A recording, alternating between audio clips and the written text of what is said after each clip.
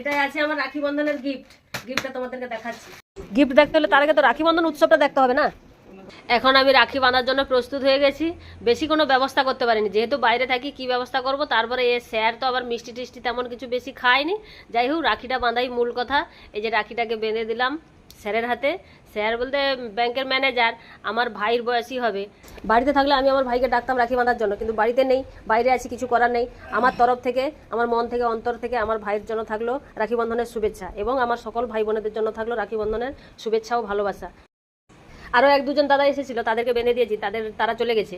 আর sir তো bank ছুটি হতে দেরি করতে এসেছে, এই জন্য সন্ধেবেলা বাঁধলাম আর কি। বাড়ি গেছিলো, বাড়ি থেকে এসছে, এই জন্য দিনের বেলা আর বাঁধা হয়নি, এই সন্ধ্যের সময় বাঁধা হয়েছে। এই গিফট দিচ্ছে, বলছে রাখি যখন বেঁধেছে এই গিফটটা তো নিতে হবে।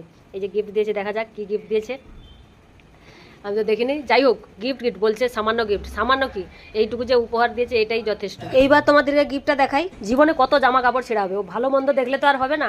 গিফটটা গিফট, এই যে এইখানে হচ্ছে ভালোবাসার টান। এই যে দিয়েছে মালিকবাবুকে এই গেঞ্জিটা, আর আমাকে দিয়েছে এই শাড়িটা। কেমন হয়েছে আমার শাড়ির কালারটা? আমারটা যাই হোক চয়েস আছে মোটামুটি। জামা এবং শাড়িটা কেমন হয়েছে আপনারা কমেন্ট করে জানাবেন।